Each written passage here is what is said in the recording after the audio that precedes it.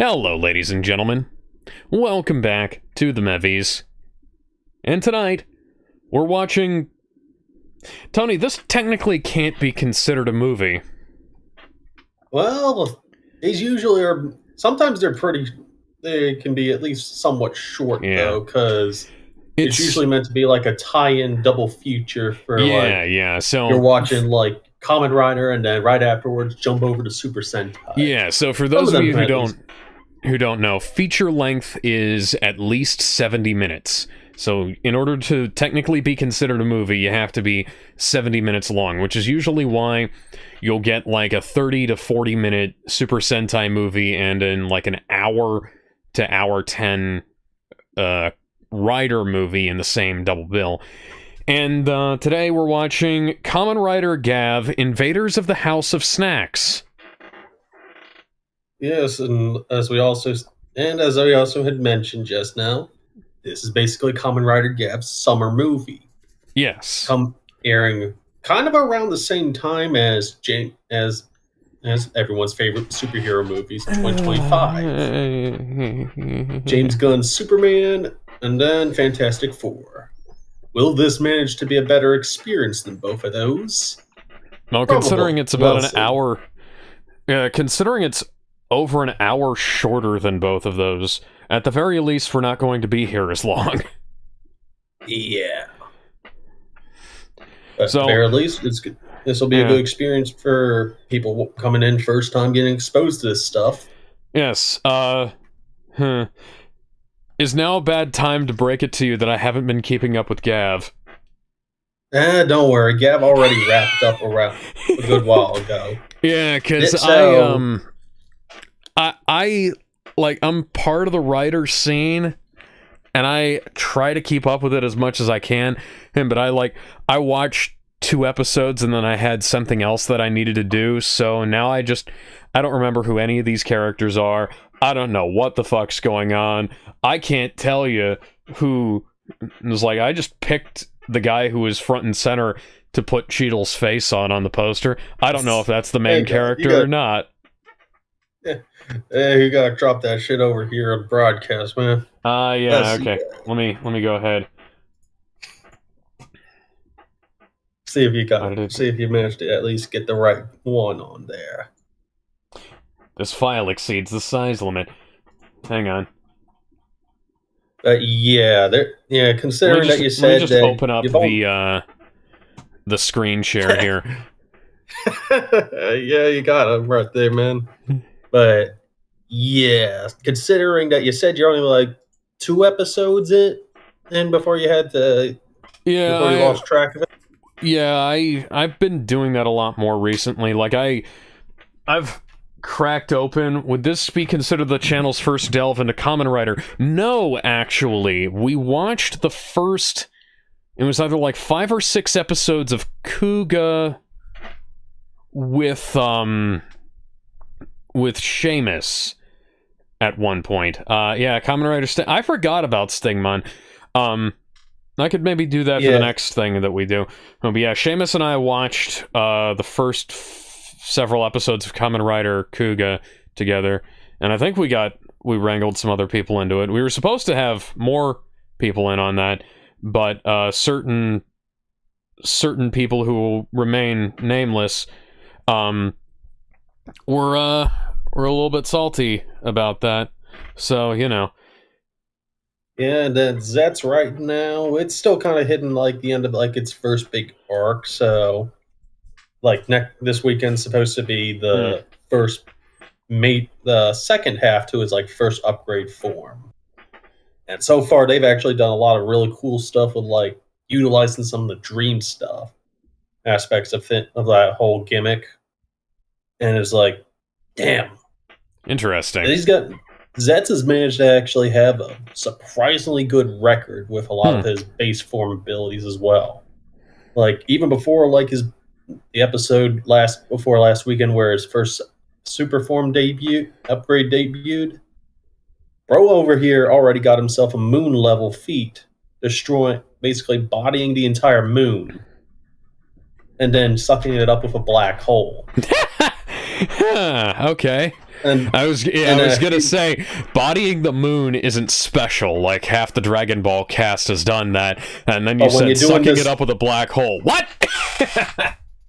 But when you're doing that kind of stuff like this early on, it's like, that's at least impressive. At least somewhat impressive for like early on stuff. And then a few episodes beforehand, when you actually get like his big form where he can like shrink and grow, it did a pretty fun like Ant-Man type fight sequence where they even end up going molecular level before later on. Kevin says defeating the moon is a casual feat for Vatamon and Digimon Adventure, who could create an entire infinite space underneath the digital world. Yeah. Blue, universal bull. And he's a weak sauce ultimate level Digimon, and he's still more restrained than Lex Luthor in James Gunn's Homelander movie. Yes, and we'll definitely be keeping an eye on how Zetz's progress goes on. Yes. But yeah. Let's go ahead and hop right into this movie, because you're definitely gonna have a lot of questions on some of the films. Yeah, I can imagine. Having watched several Kamen Rider films before this, and contributed to the not exactly crowdfunding, but like campaigns to get released for a couple of them. I understand, like, this is like jumping halfway into a series, you know? This is like around, I want to say... It's episode 40 something, right? Something like 43, 44, where it ends off on like the that's pretty much cliffhanger teaser for the movie itself. So yeah, so that's pretty much exactly right at the end. Yeah, like you had the last few episodes of that actually cover like final arc stuff. So yeah. It's like jumping in on Game of Thrones right at the end of season 8. And like, well, you know, the end of Game of Thrones season 8 probably makes about as much sense to somebody who's never watched it as it did to somebody who's been watching since the beginning. Come to think of it. I don't know. I had seen it. I had heard about some of the stuff with people being so pissed off about it. I was like, damn. What the heck did them writers do to make the fandom go be that mad at them? And then end up seeing how it all turned out the last couple episodes. I'm like, dear God, how did you guys mess this up? Yeah. Well, let's go ahead and get started now in 3, 2, 1.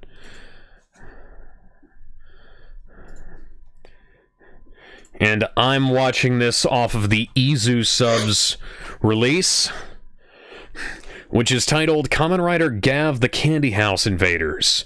Although all the things that I've found have been Kamen Rider Gavv Invaders of the House of Snacks, which I think is a much funnier title. Okay? Mystery guy. Don't do that. Why are you putting the dog inside the suitcase? They're just doing a little odd job, man. He ends up teaming up with his lady friend, who also runs an odd job shop for me. What? Well, why don't you have it in something that it can breathe in?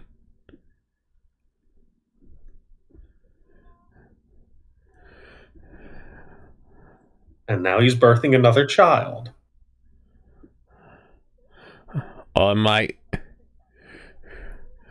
Yeah, he makes his own power-ups. Why was that composite so bad? And also his belt is an actual part of his body. Oh, okay. This will become important later on. Oh my God, it's the mouth of Sauron. And let me tell you, man, hello, my boy Gavv. Guys? My boy Gavv, when he actually I can't breathe in here. Nah, I gotta kick ass. Because we gotta show my boy Shoma. He's a nice guy, but he's also a goddamn demon when he has to go and fight you. So his gimmick is essentially candy. Snack food, sweets and whatnot. So he's L as a Kamen Rider. I don't know. He's not that smart. So he's Goku as a Kamen Rider. Smarter. Like, he's at least reasonably competent. Ah. I'd say more like a Deku or, say, Deku's Steven not... Universe, but they both, but unlike those two, he actually has balls. Well, I was gonna say, is like, Deku's not that obsessed with snacks, and Steven Universe is a fucking pussy, so... Oh, come on, you should have gone for the people's elbow right there. Yeah, you gotta bust out the fist. Okay. Yeah, he gets like little auxiliary forms. That was a neat jump right there. Like, the choreography for this season was really good, and it's a lot of street tiered stuff as well. And another gimmick that you'll probably remember from episode 1, where okay, we're already off to a much better start than Superman. Oh yeah, this is Gavv we're talking about. Because for one thing, we're in a full 16:9 ratio rather than that pseudo 16:9 that they like to do sometimes. So that's good. We're taking full advantage. And some of the other fights that come up here, it's where you'll go ahead, grab James Gunn by the head and be like, "You see that? You see that? That's how you use your fisheye lens. That's how you use your camera."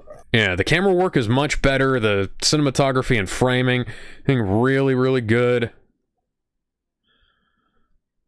Although usually stories with like the movies and whatnot are just kind of like, yeah, it's all right.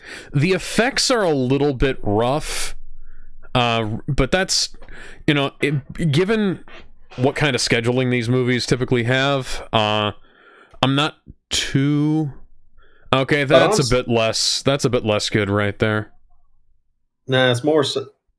Nah, there's like... I'd say when they actually have to do really bust... They've done better with the CGI in recent years, though. Yeah.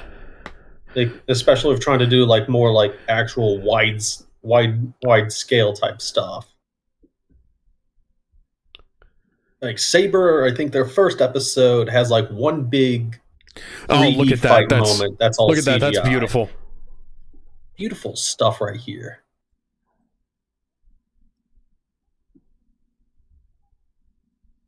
Yeah, and a few of the other characters tied to this movie are played by members of the band group that they got to do the opening for this season. Oh, cool. I like when they do stuff like that. Get the actors and get the musicians to do parts in the show and movie and whatnot, and get the actors to sing songs for the series. Like, I think it was a decade's solo movie, what you consider a solo movie, where we should dedicate one of these days to watching Emperor's New Groove. Yes, I agree. Hell yeah. Hell yeah, and also figuring out the schedule for watching all the... Yep. Yeah, see, we're already off to a better use of multiverse stuff than... the MCU in general. Well, yeah. Well, there's Loki. How did you not notice that he had that on his stomach? That they usually cover up pretty well. I own a Kamen Rider belt or two, and they're not small. Yeah, actually have the Gavv driver itself, and oh, neat. Wish I actually had that sweatshirt that he wears though, because it's like that thing sure as hell ain't small. Yeah, I have the drive belt, and I need to replace the straps with actual seatbelt material, because it's made for Japanese children, and I am not that small. Plus the other problem with it, since I got it as well, it's like it's the kind of belt that they do that some of them have, where it's like half of it's already attached to the driver as it is, so you got to do some actual manual labor to modify that stuff. Oh, that was a nice cut right there. Ooh, let the dog out of the suitcase. There he is. There you go. There we Dog's out go. the Okay, suitcase. that's You good. happy? Yes, I'm very happy. And then there's This. Riders 2 and 3. Yeah, I was gonna say this guy gives off second rider energy. There's your secondary right there. He becomes a god. He starts off as kind of a bum for a while until he actually starts getting some upgrades. And There's then he started. always a. I'm getting bad vibes off of that shirt. There's always some character in Kamen Rider. He's got like the spiky hair and the dark clothing and the earrings. Yep. And he's in a reality where his family members who are villains in the show are actually good guys. It's like the mirror universe in Star Trek. Kinda, except it's like if you actually had a good family. Show him if he actually had a good family, and it's kind of tragic to see what happens in the main universe. Oh my god.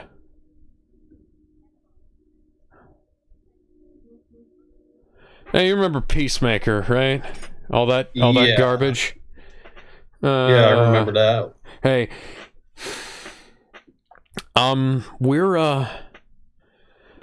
we're doing better. All right. Well, we could be. Well, you can always do better than Peacemaker season 2. That was disappointing. Well, I know we can't always do better, but the thing is, like, you think. Excuse me. And then our alternate universe Honto right there. I always just wonder how the American side of the industry can fuck up this badly. And then there's the goth mommy that the fandom was thirsting over. Well, yeah, I can totally see why. Our actors at least gets to have a couple fight scenes, especially whooping Honto's ass the first time. Even being able to do some fighting out of suit as well, which if you whenever your actors get to do that kind of stuff, all that's Asians always look awesome. alike? Are you racist or something?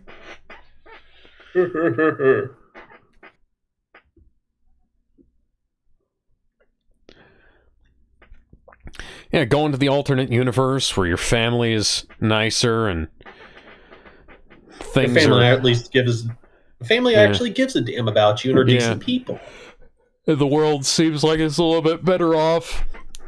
I can't wait to see how they do the hidden twist better than James Gunn did. Don't worry. It's not like Nazi world. The help right into Fiora's face. Did you not see the giant mural right over there? God damn! I really am stupid. I wanted to fucking punch somebody after that. Honestly, I'll tell you this: Peacemaker season 1, I liked that good enough, and season 2 was just like is very disappointing where they ended up going with everything. Peacemaker season 1 is something I just can't forgive it for its use of some of my favorite music. But we can at least agree season 1 is definitely leagues above season 2 by your standards. Like season 2 is like 0.5 out of 10. Season 1 is like a 1 out of 10. I don't know. I'd at least say they did the secret invasion stuff better than Marvel. That's not a high bar. That's like Secret Invasion is like a 0.6 on the scale, you know? I don't know. What were either of your initial exposure to Emperor's New Groove? Believe I saw it on television at some point, and then I saw Emperor's New School. Got our big villain. Also, Tony, were there any other Pokemon you'd want me to utilize in Pokemon Platinum when and if I get to streaming it? I don't know. Never really played Pokemon Platinum as a kid, so I couldn't tell you which ones to go for.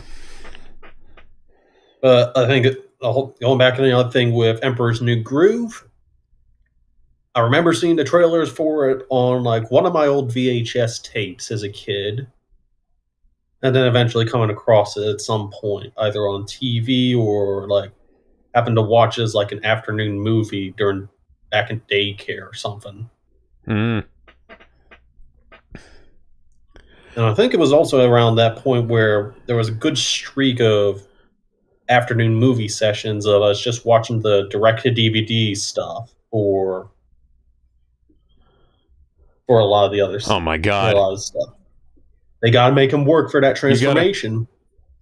They got to make them work for it. They got to make them work. Good.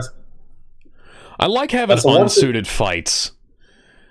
That's the one thing you got to give the agents, the minions for the season, an employee award for. They are actually smart. They actually have moments of actually being smart and whatnot.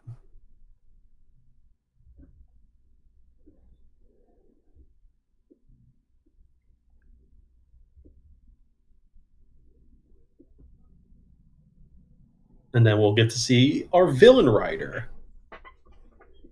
His whole thing is based off of tooth decay. I can tell by the black shit on the driver. Let's get that transformation sequence going on. You'll get to see his gimmick. He also looks like mid-stage career Steven Seagal.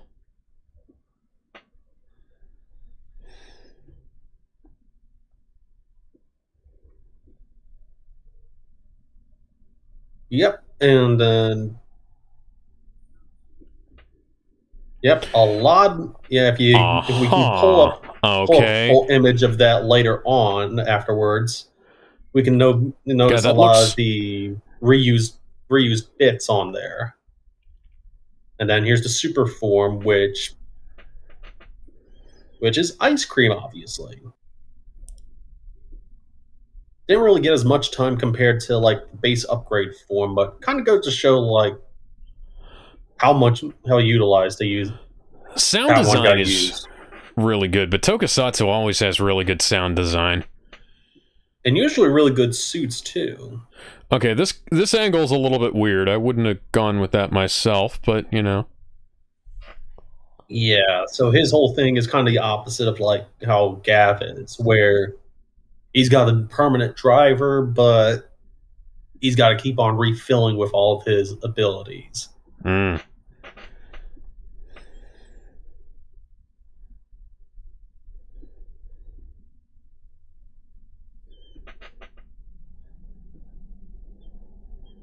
And then our number 3 is also a granuate. But he's basically got he manages to hold himself up from the usual villain. Initial antagonist becomes an ally curse, you know? Where it's like they suddenly start becoming a bum the second they become part of the good guys. It's like recruiting the JRPG boss into the party. Like except this time fighting him. Except this time, he actually holds a very good record. Mm. Like holding up until like Gavv at least gets like the first half of his final form good.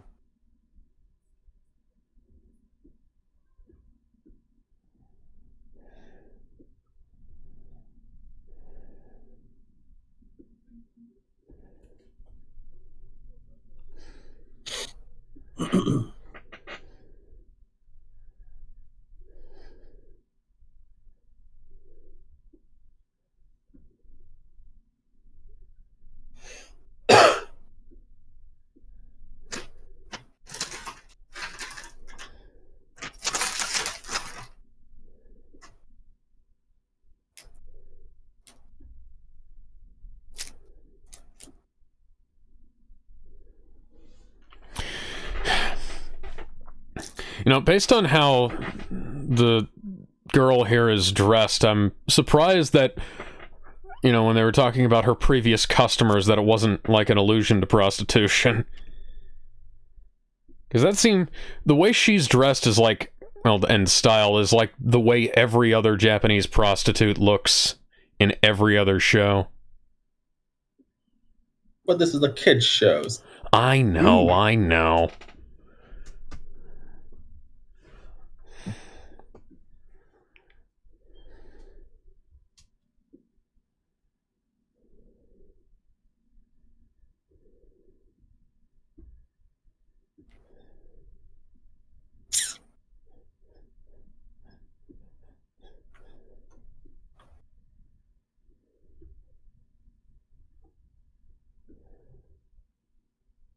Yeah, let's go make a candy house.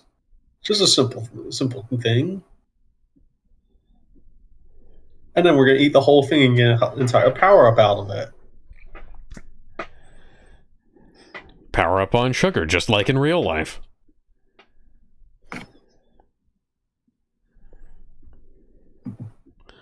Ah, I'm making a gingerbread house. Nah, more like General candy house.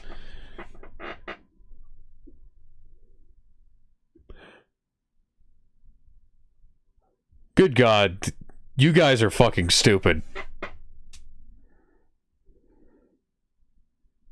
How wide is your nose? Okay, yes. okay, okay. Very nice looking house right there. That's a good I'd one. eat that. Good one. I'd eat that, would you? Yeah. There we go. Nice presentation on there, too. Gordon Ramsay would be proud. He'd be like, that's a fine house right there. Finally, Bloody some good fucking food.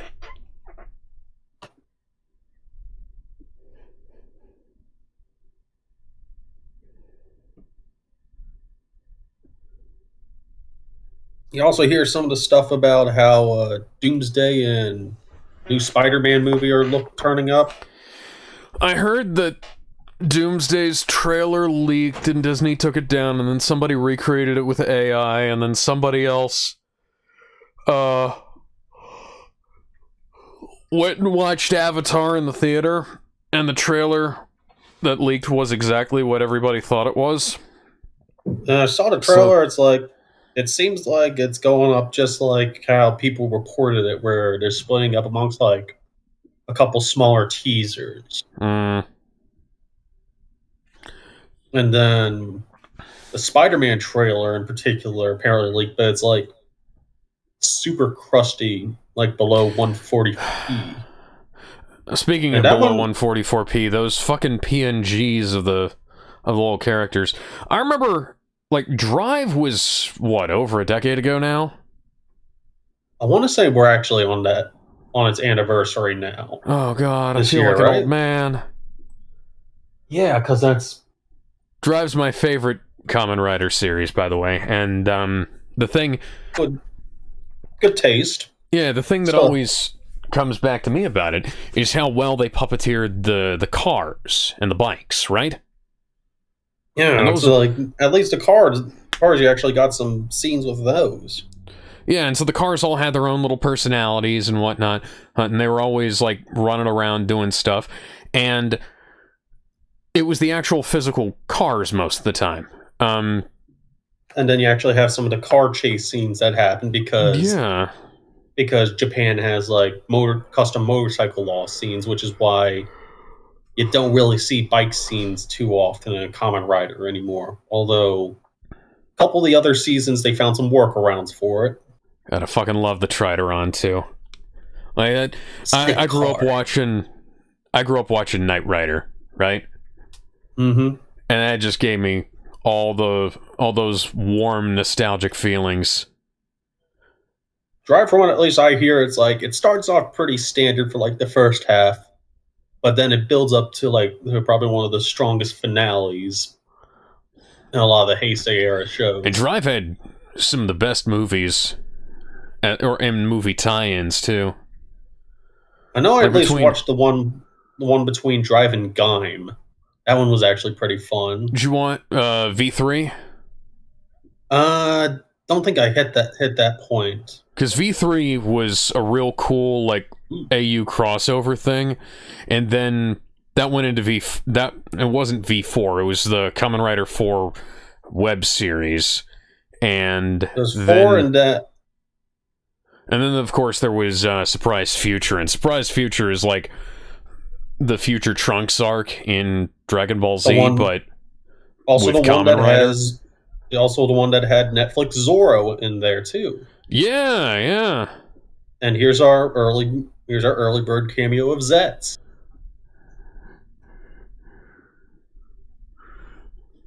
Oh, this is one cool motherfucker right here. Yeah, his whole thing is basically like fighting, taking it all to your dreams and stuff. Hitting you with some This is Inception James type Bond. shit. This is Japanese James Bond right here. My name is Rond. James John. I am having a brain aneurysm. Yeah.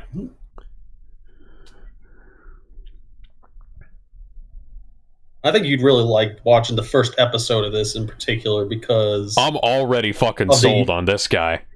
Because they do Just a lot of really fun in. Editing with like the dream segment. That suit's so fucking cool.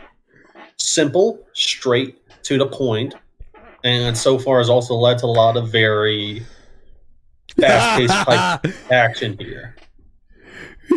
Yeah, Shows get ready up for this. Punches through the bad guy's skull into the ground, hitting you with the Inception, because he can also manipulate dreams by default. In my dreams, it's still the same. Love is strong, it still remains. Gotta bust out the other form. Yep, and his main weapon is kind of like Deno, where it switches between 4 forms. Hey, you remember, what was the sort of insectile-looking writer that had the movie in the 90s? You remember that guy, right?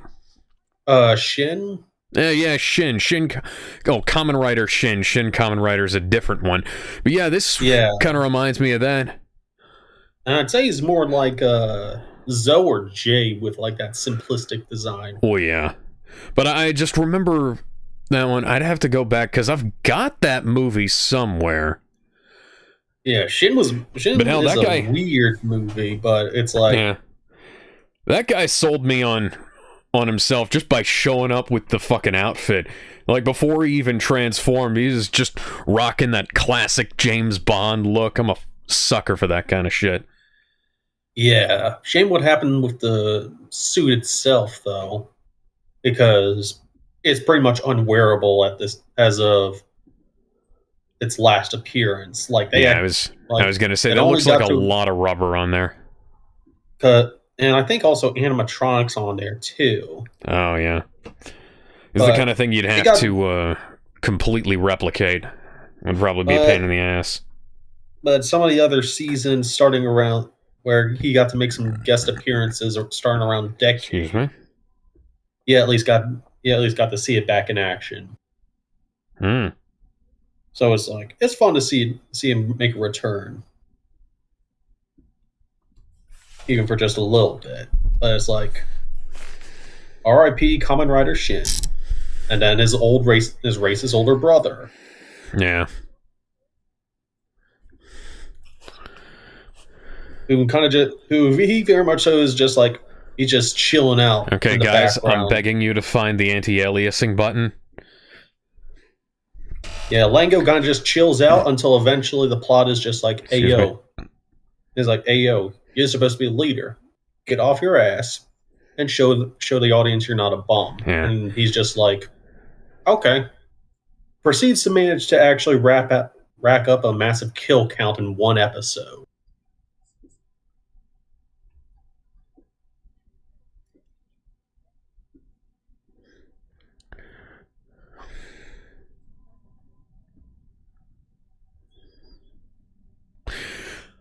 Do you ever read that Justice League comic where they go to the alternate universe or something fucked up in the timeline? It's not Flashpoint, before you ask. But it's the universe where Bruce Wayne and his parents are alive. Is it Absolute Batman you're thinking of? No, this is before Absolute. Absolute, that's like, it's just because Absolute Thomas Wayne's dead, and the mom's still alive. But no, the universe, there's this universe where the Justice League, they get like shimmied around into an alternate universe, and like Barbara Gordon can walk, and Bruce, Thomas, and Martha are all still alive and stuff like that. Is it the one where with that panel where Batman's crying, being like, "Please don't go." No. Bruce is barely in that comic. Yeah, I don't think I know which one that would be. I just can't remember. Ooh. Nice big drone shot. With some pretty jank-ass 3D compositing. Yeah, that's kind of... Okay. That's kind of... Okay, see, this right here, I'm not going to complain too much about, but like the overhead shot there, where things were shimmering, and they were not motion tracked correctly. I'm willing to forgive a lot more based on the fact that, like, this is Welcome to the Matrix.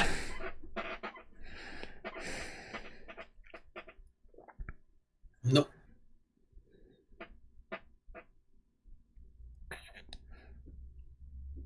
I wonder what could be happening here.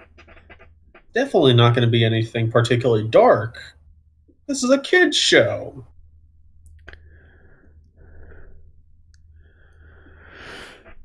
Okay.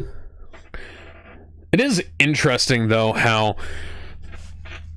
the CGI in Japan has only gone down a little bit in quality, whereas in America and Canada and stuff like that, it's gone down exponentially in quality.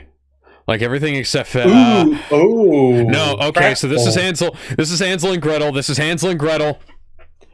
I already know where this is going and I don't like it. Hey, unlike Hansel and Gretel though, this boy can kick ass.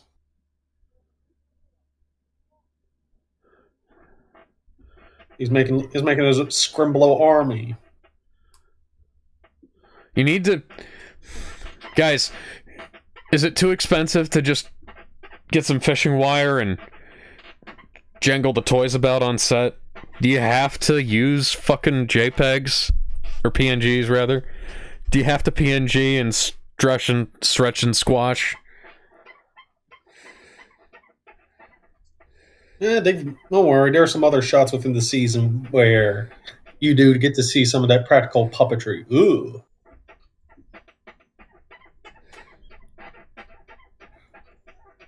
Walk this way.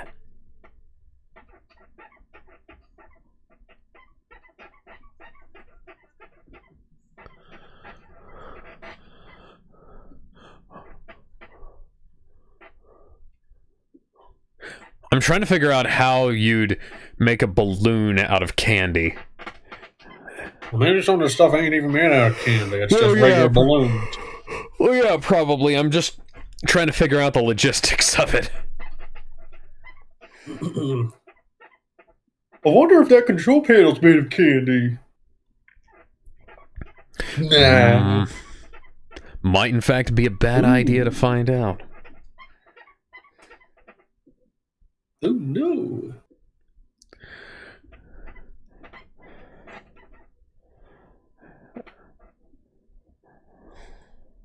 Oh, no. Is getting us into some horror movie shit right here. You know, for kids. I mean, it's still tamer than the things that were... Oh, don't worry. You'll see where this eventually goes.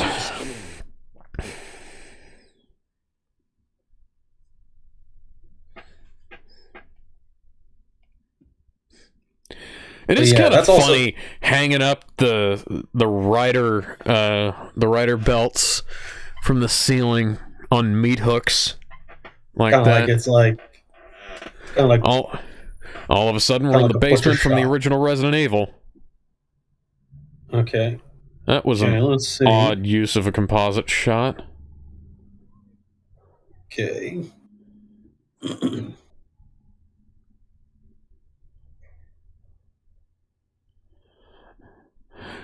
He's already superhuman as it is, so it's okay. He's just gotta get pumped up on sugar first. Nah, he can just do it. He can just do it without that shit. First episode, even without needing a writer form, the brother tanked a blow from Truck Kun himself. Because the man shut down Truck Kun himself, and no soul getting isekai'd by it. You remember the time that Chuck Norris went to Japan. Chuck Norris. Yeah. A delivery truck got sent to another world.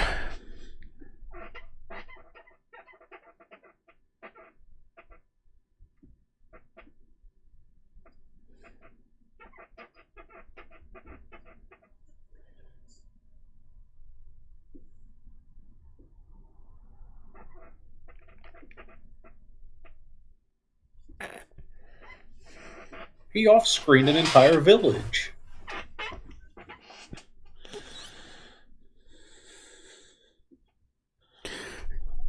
God, the guy on the left looks so fucking high.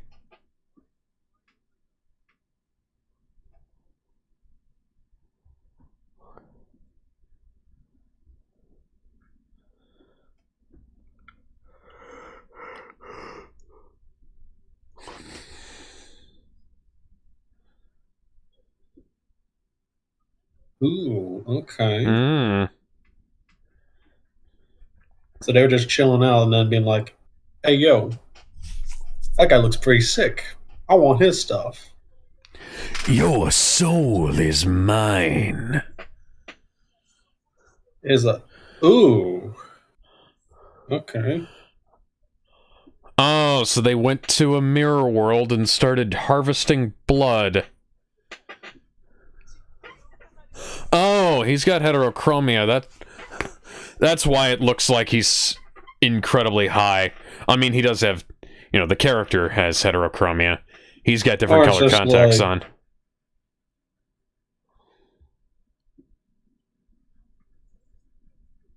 Ooh. Ooh.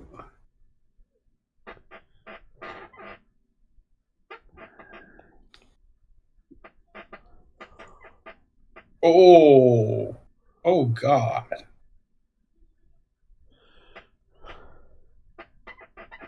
The only reason that's not any worse is just because of the blue blood and shit, man. I remember back in the day when Japanese kids' TV had red blood all the time. And Kuga also had an actual kill count to it. Oh, yeah. Remember the one where he ends up killing the episode later on where he made, or one monster racks up about like 80 kills off of high schoolers and kills them all in a very slow, painful way that causes some of them to game end themselves, to say the least.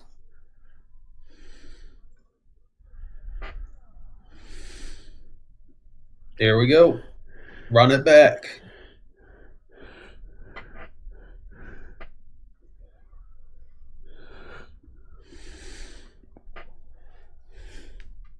Look at that shit.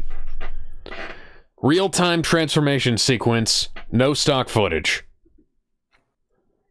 And no having to use like the nanomachine stuff. Look at cake, that cake form. It's immaculate. That's an immaculate suit right there.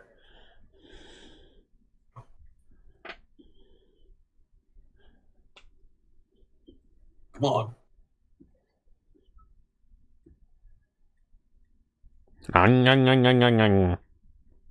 Nope, not gonna work.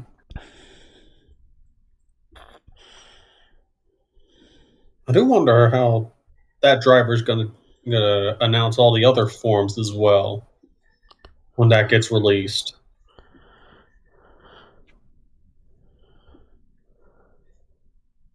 But yeah, the ADR does not match what's happening on screen.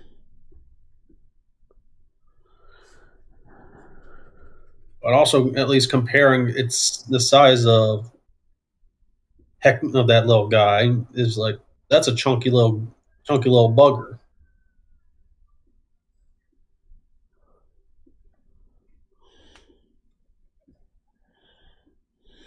Here we go. And now Kaken got to run overtime to help out here.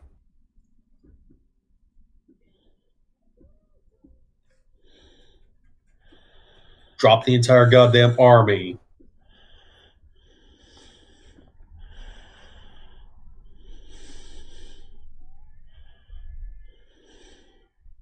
He even gets his own little agents as well that perform well. Ooh, come on!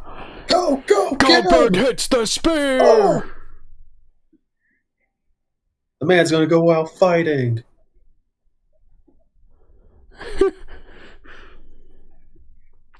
On right in the tit.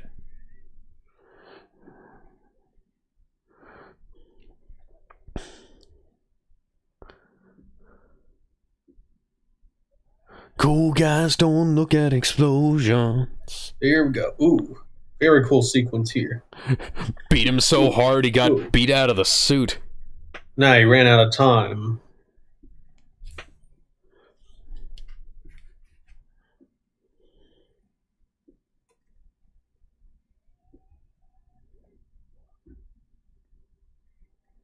You know, if Zetz's summer movie ends up getting released out here in the West, that'd end up looking pretty sick on the big screen.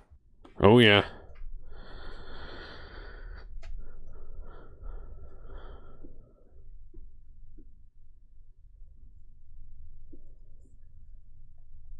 Yep.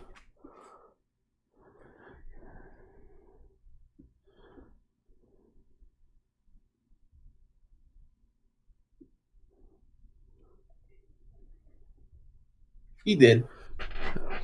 Pretty good match cut there.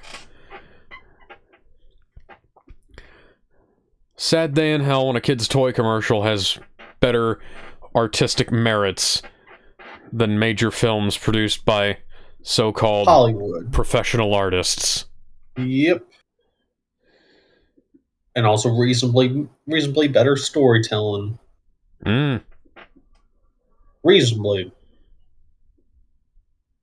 Although nowadays it's like trying to beat Hollywood, it ain't too much of a high standard to beat. And now is the movie villain's upgraded form. Honestly, still pretty. That one's also hella sleek too.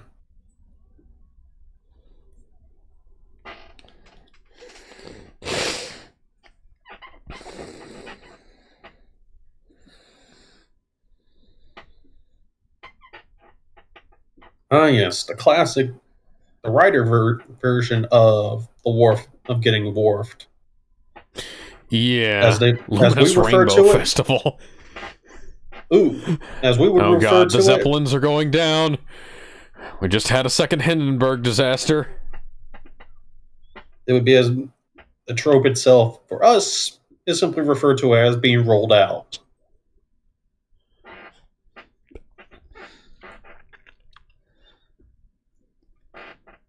Get the kid out of here. We got whoop ass.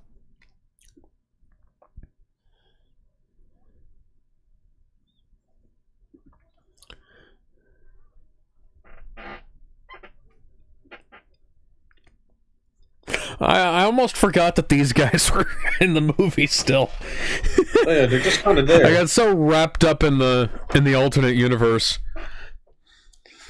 I've seen enough hentai to know where this is going. Oh, and it didn't take the girl. Well, we know what kind of hentai this is about. Yeah, yaoi. Yaoi. And then we get this. Here come, and now they get to work.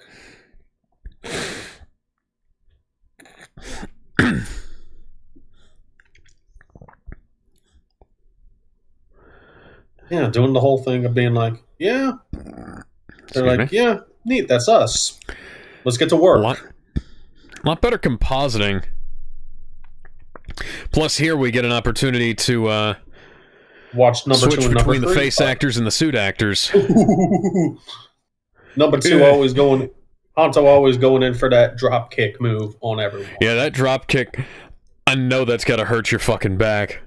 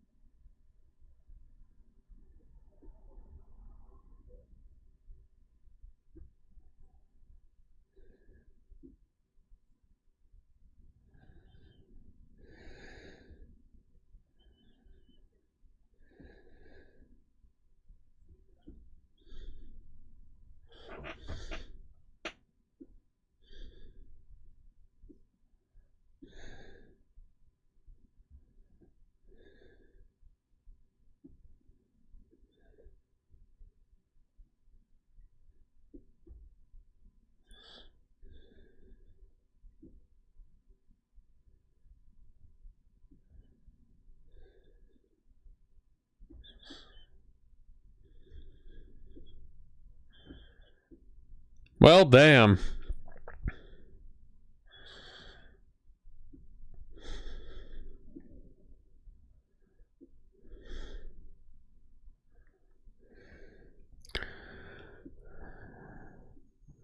You know, the little toy crying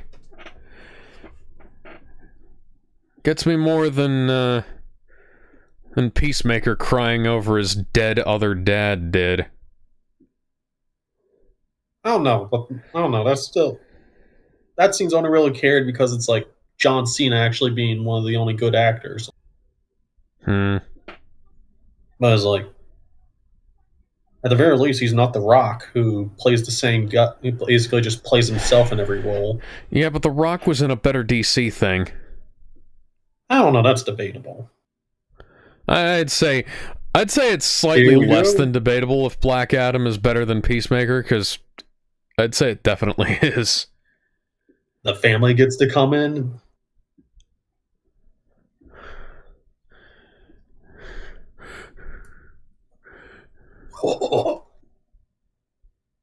Now we have officially hit the third act.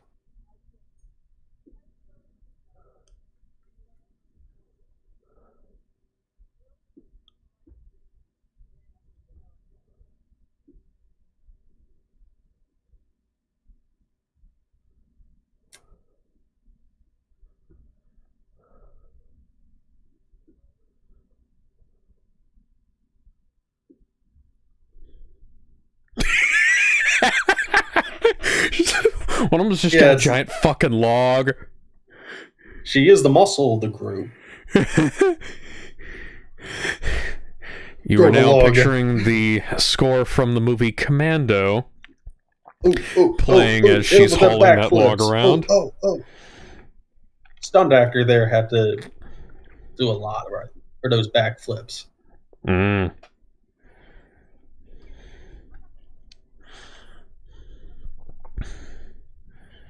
They're like, now we get his entire family jumping this one dude.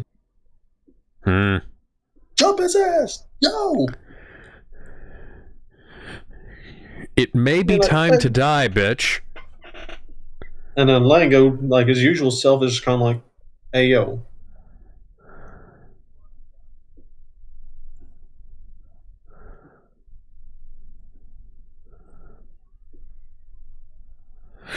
You know who he actually reminds me of? I made the Steven Seagal comment earlier. You know who he actually reminds me of is the guy from Dead or Alive towards the... You remember that? You spin me the live right action around, one? Baby. No, Dead or Live Alive, action? the band. I want your love.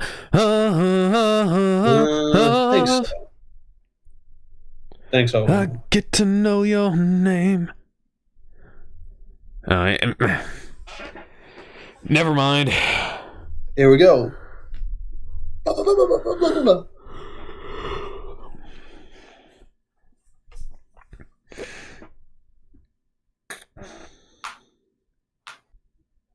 Don't worry, he has a regular dirt bike, though, but that's the other bike Foreman has. Ooh.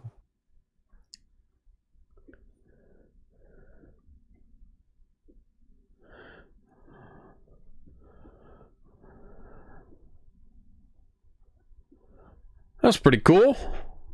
Hey! Actual bike stunts. And now we have some jank. A little bit, but it's like... Remember, kids, ride with a helmet, or evil Kamen riders might break your face. Well, they might break your face anyways, so the helmet just saves your ass.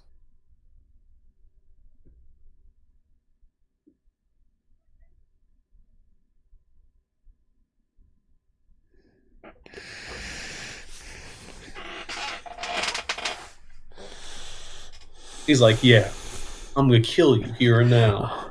I use the power of my abs. And now they bust out the triple final forms. Otto got his early on, too.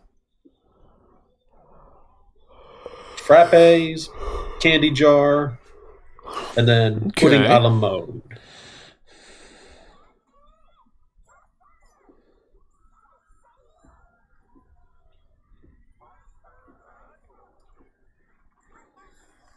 And then the other gachizo for this movie, helping out the others.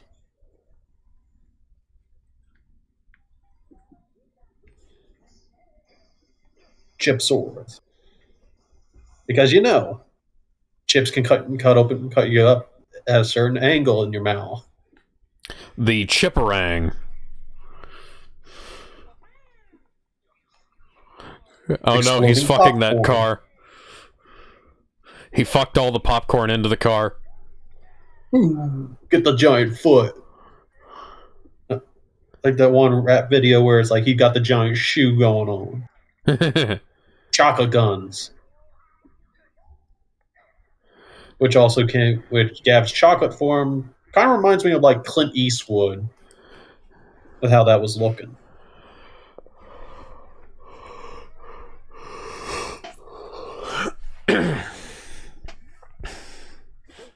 You're not having the... Who was the writer? Was that Deno? That was the spaceship?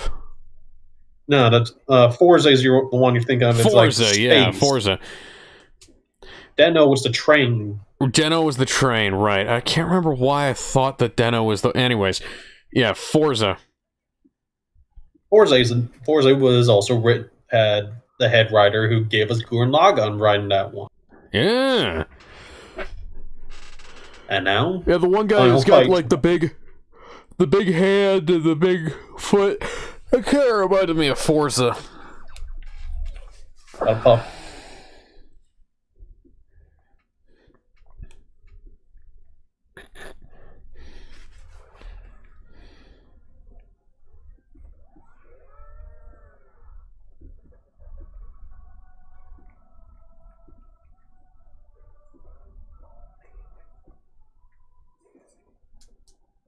And then the form that has the Deus Ex Machina power to harm him.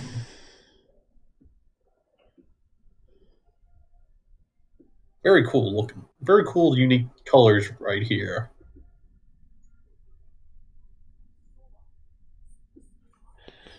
Yes, it's a Kamen Rider movie. There's always going to be a new form. And also the main fight theme when he goes and kicks your ass. Love the movie rendition of this, man. Collateral damage? What's that? Hey, screw that. There's less collateral damage than James Gunn's Superman. True. We're just fighting alongside the side of a building. They can clean that up later. Ooh. Is that the bus that Spider-Man showed up in that one episode? That's just a regular van. No, it's not. Yeah, it looks like a minibus, almost. No, it's like a regular soccer mom van or something. That's shorter, because we had one of those when I was a kid. Those are shorter than that one.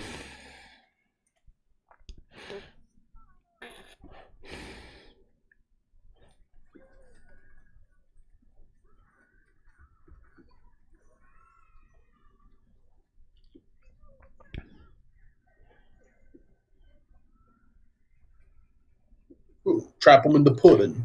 Drop them into the flan. Get the frappe kick here. And then we gotta get his signature thing that he does to everyone. Give you the ultimatum.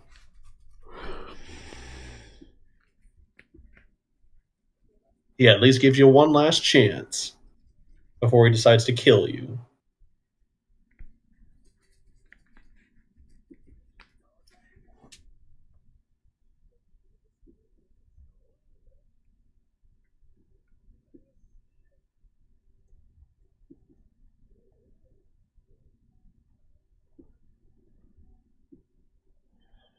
Ooh, here we Where'd go. the sword go? He tossed it aside. Ooh. It's a nice hook kick. They going in revving up their finishers too. Love this sequence. Boom, boom. Got him with the sucker punch to the gut. Always a good place to start. Boom. Hit to the solar plexus. Boom. Ooh, whipped him into the ground. Boom. Crank Nice that counterattack. The clash punch. That's the Gohan. That's a classic cross punch. Yeah, that's the Gohan Trunks thing. And now we're okay. This is power of power of friendship. Yeah. Power of friendship. Hey, does this music sound? Does this music sound anything like You Say Run? You Say, yeah. I think it's a different composer though. Go Sakabe is the one who works on the soundtrack. And time for the big finish. Oh.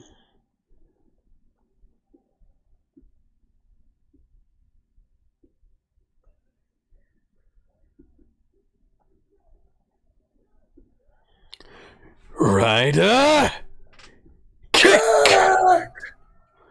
And of course, it turns into a Dragon Ball beam struggle of a rider kick.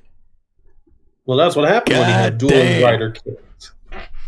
They're just sitting there being like, dude, that was sick.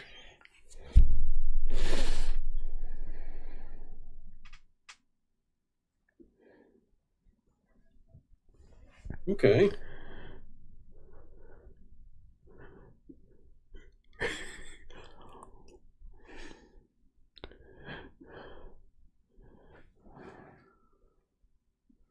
Pretty damn good. There we go. Damn fine movie. Man knows he's got to leave this world behind. Ah, look at that. Kids coloring pages. Okay. And now we wrap up loose ends during the credits.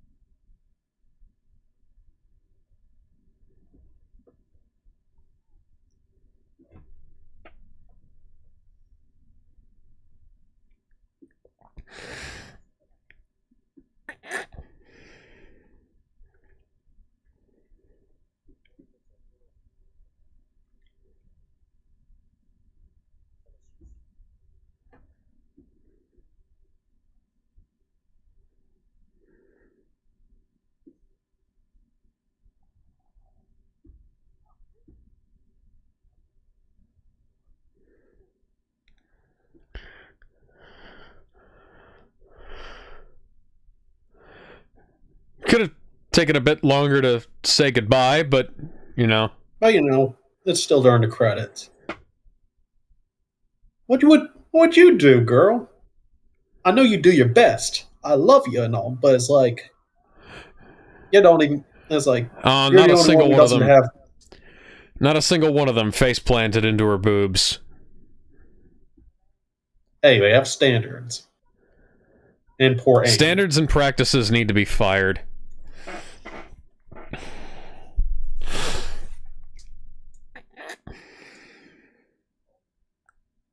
Now that's neat.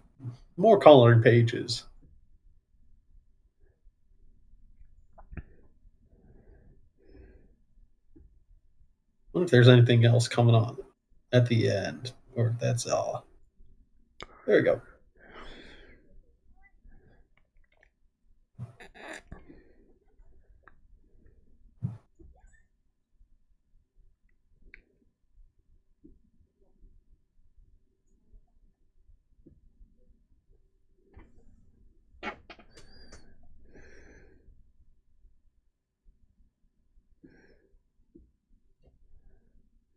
Here we go. One last scene to end it off on.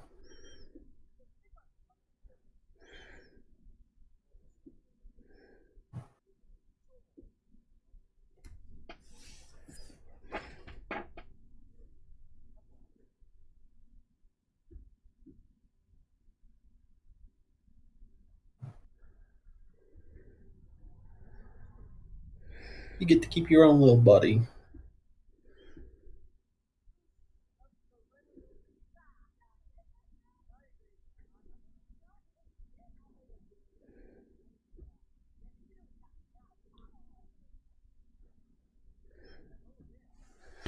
Grilled pudding.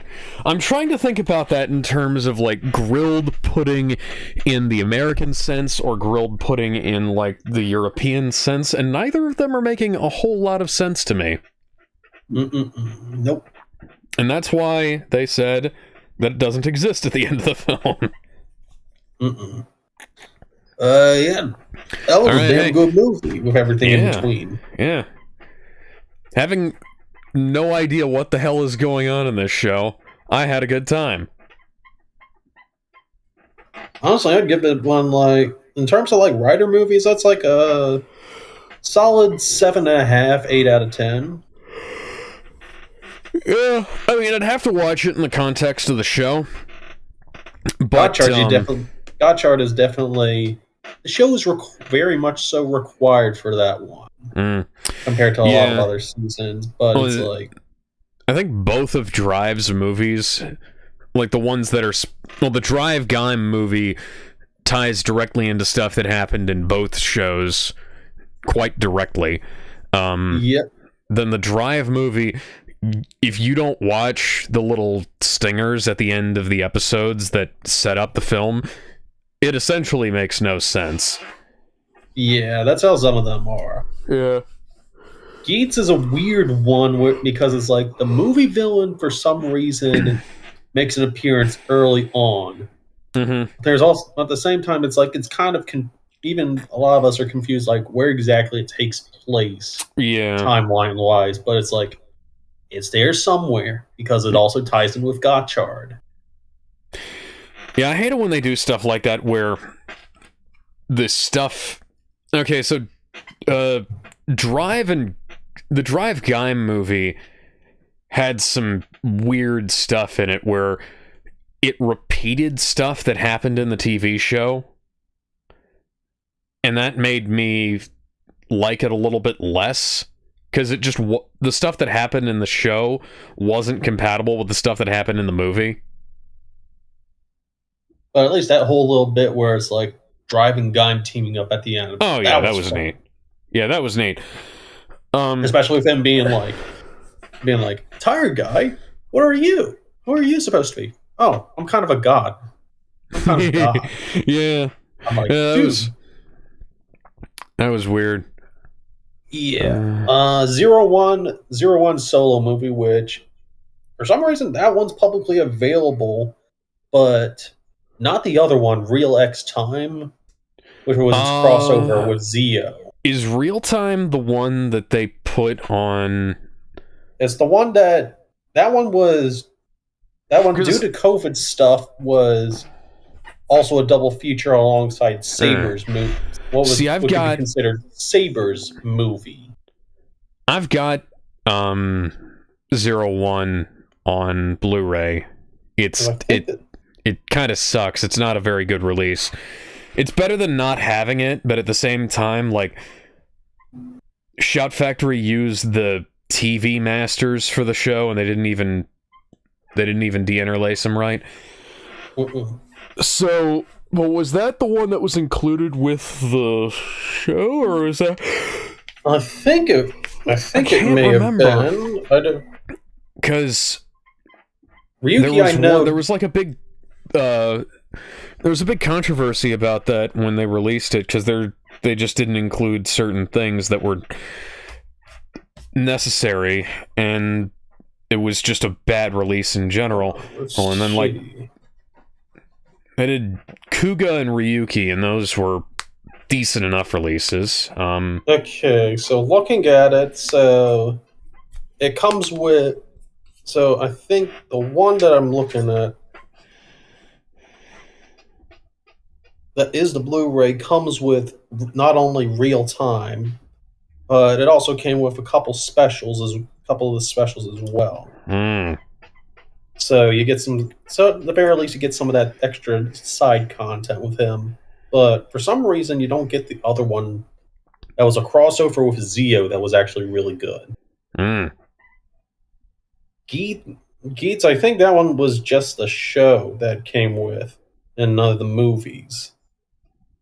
But Ryuki, I can tell you, came with the original season that came out with it, and then Ryuki's own solo movie that happened. It's funny that we have Ryuki available in full legally in the United States, but we don't have Dragon Knight. Well, I think you probably have to dig that one up somewhere. Oh, I did. Kuga, I know they had done like the original release of all the episodes. That never had a movie because of them just not being able to figure out the plot, how to handle the plot for the movie itself. But the only thing missing from that release, I think, is the gag episode that they did. That was like its secret episode, joked about as like the secret episode 50. And then it's just like a silly little gag episode they did for fun and whatnot. Yeah.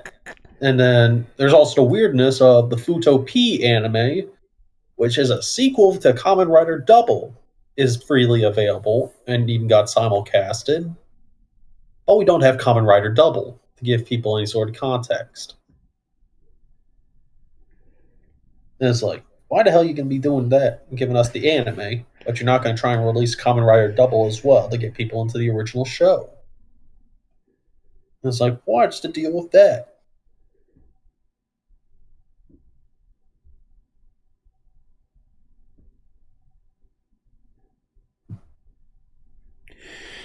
Alex, why do you believe Pokemon Yellow to be the definitive experience for G1 despite that gen's many shortcomings? Pikachu follows you around.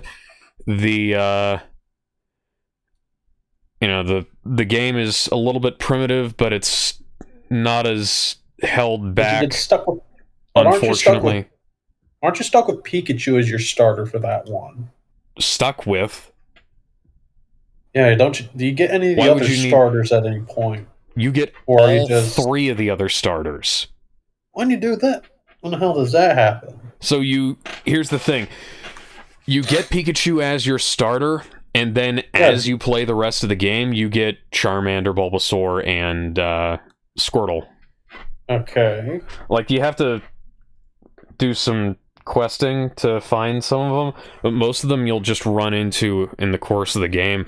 And like in the wild or something? Not in the wild. You can't pick them up in the wild. You have to get them from other trainers. So, like the guy in the anime who stuff. So the guy in the anime who abandoned Charizard or Charmander, or gives you Charmander when you run into him, you find somebody who's got like a Squirtle. Squirtle you might have to trade somebody for her, but yeah, all you gotta do is play through the game and do just a little bit of questing. Talking to people. Plus, I think Yellow's the one that they based off of for the Switch remake, while Fire Red Leaf Green is more of the traditional version, that GBA version that everyone goes to. That's the one I grew up with, Fire Red. That's at least what I would consider the Gen 1, the definitive best way to experience Gen 1 without having to go back to the original. Although I don't know the original Red a lot back in the day. Never did get to play the original version of Ruby, Sapphire, Emerald. Gen 1 has the poor limitations of the imbalanced stat distribution, especially the special stat, which makes psychic types nigh unstoppable. The game itself, despite the massive level gap, you could easily beat that game by mashing the A button and barely changing the move you use. That is incorrect. Unless you're massively over-leveled in G1, which, granted, that's possible, but why would you? Like, grinding in RPGs is not fun, and frankly should not be part of the base experience. Because, dear God, you just wind up wasting so much time and then explain how I got to Victory Road while my party was mostly at level 43. Like, I mean, dude, sometimes you just luck out and the AI will fuck up in that game. I've had a couple of times where when I was playing through it, the AI just decided to use moves that were completely ineffective against the Pokemon that I put out there, rather than like switching to a different Pokemon or using a move that was actually effective.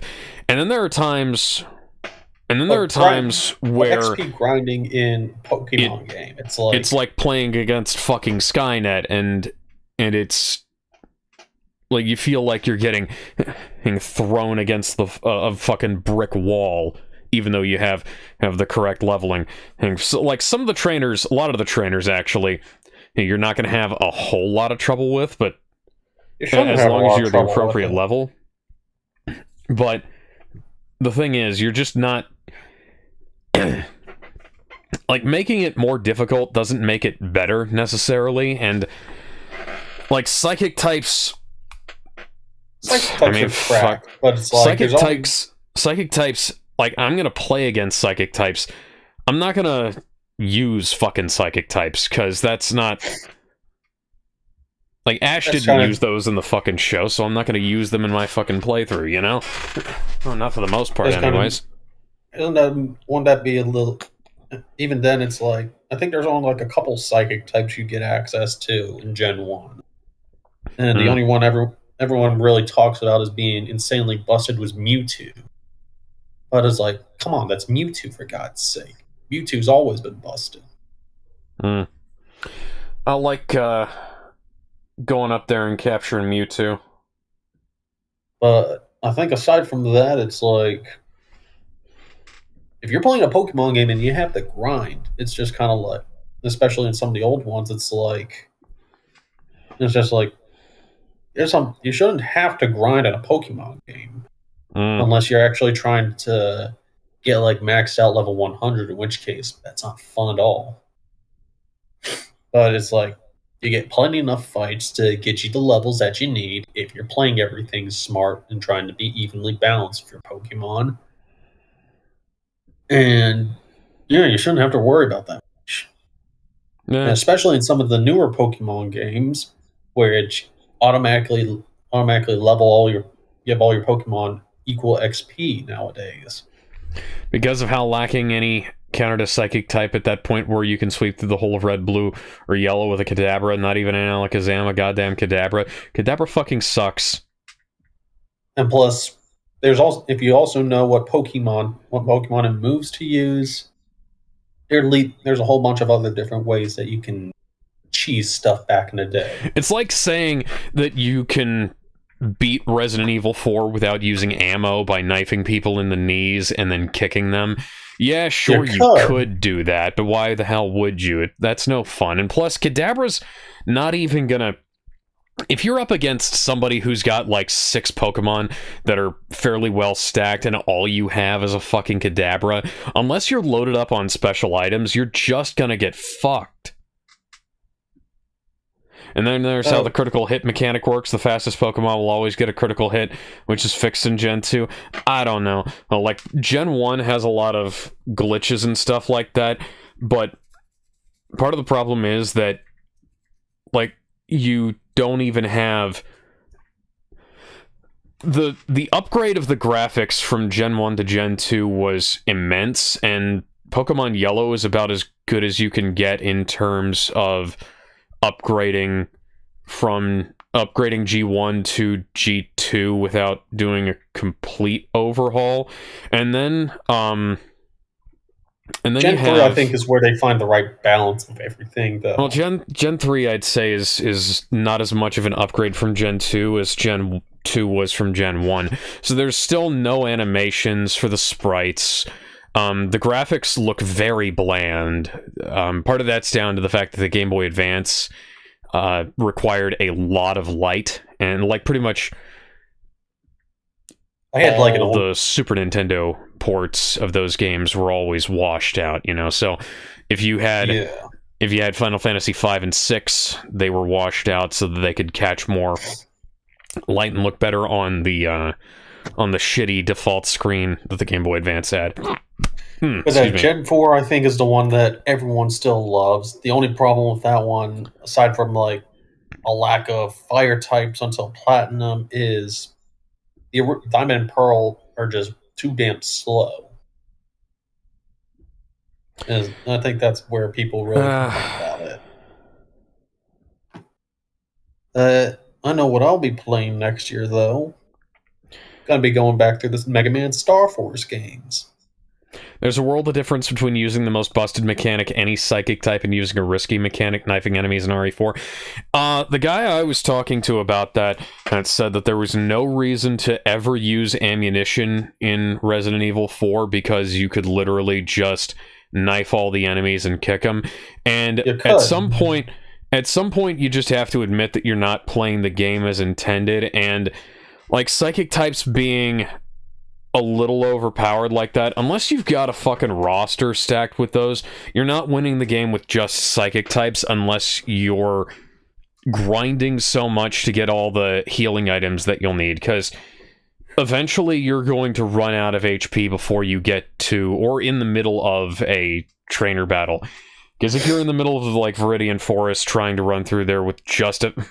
I mean, you wouldn't have just a fucking cadaver at that point, because you have to play through the game quite a bit to get one. But, yeah, it's like the punch card in Undertale.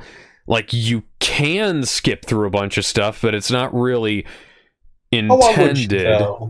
Why would you, though? Because like, why would you want to skip through all of it? Why would I use a shitty psychic type when I could use my big fucking fire lizard? Yeah, and then Star Force added in something of a quality of life thing that's going to be in all the re-releases that basically bumps up the encounter rate. Apparently, max encounter rate is, from the looks of it, is like every step you take when you're like in your Mega Man form and stuff, you get an encounter. It seems like it would make for a run that would drive a man to insanity, but this is at least somewhat useful for, like, if you're trying to go 100% and get all, like, the boss cards and everything. So you get something useful out of it. Because when you do, as you play the game later on, you do get to encounter enhanced versions of bosses that you fought just by random. Yeah. And that's cool. It's cool to get, like, those extra fights. I can't wait to go back through Star Force, because now I haven't touched any of the Battle Network games, so I can never comment on those. But Star Force 2, it's like, that's one of my classic go-to DS games from my childhood. Never did manage to complete it 100% at the very least.